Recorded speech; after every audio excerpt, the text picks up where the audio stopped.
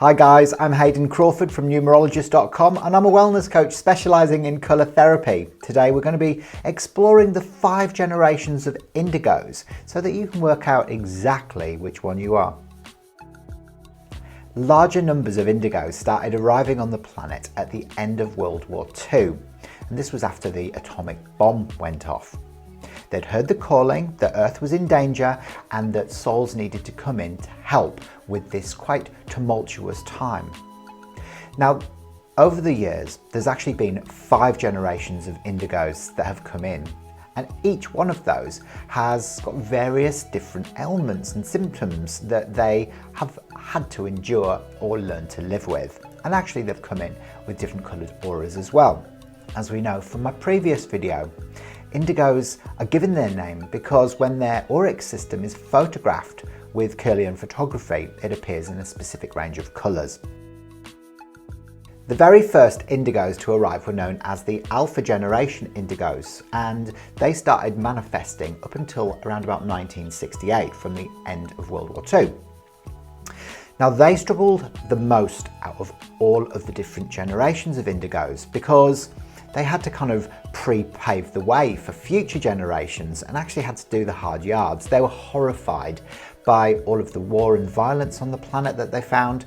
They felt very suicidal and had an inner yearning to just go home. They always felt really out of place. So these are the baby boomers, and their auric overlays were blue, violet, green in colour, but also some had like a tan camouflage.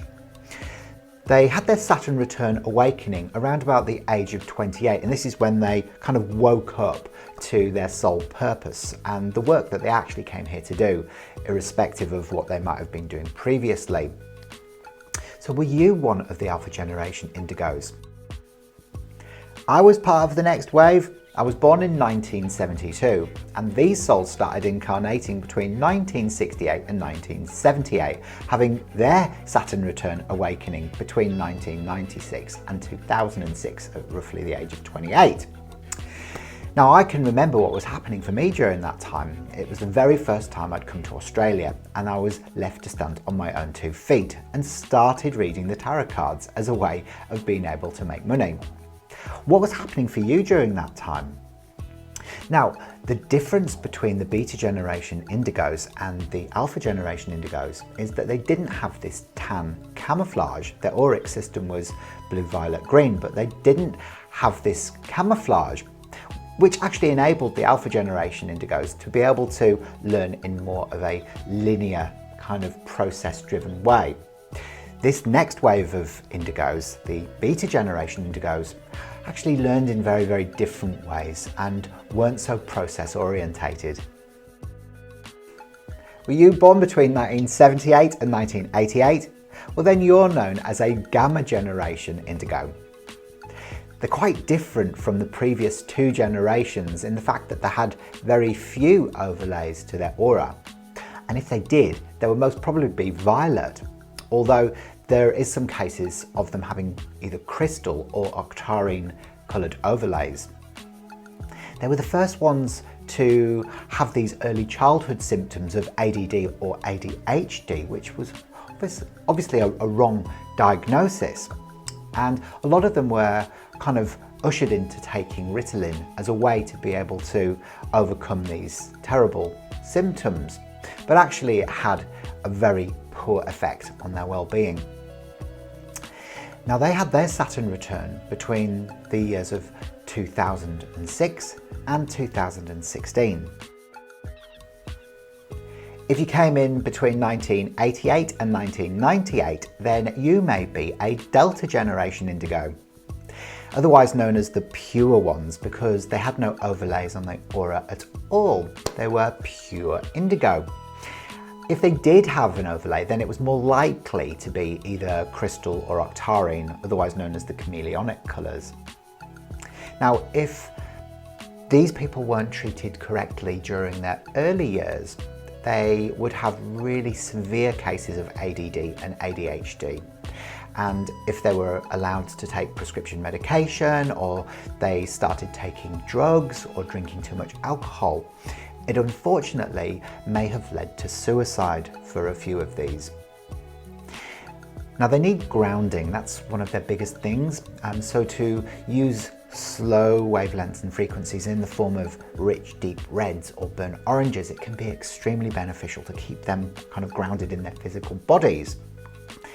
They would have their Saturn return awakening between 2016 and 2026, around about the age of 28, and this is where they would discover what they were here to do.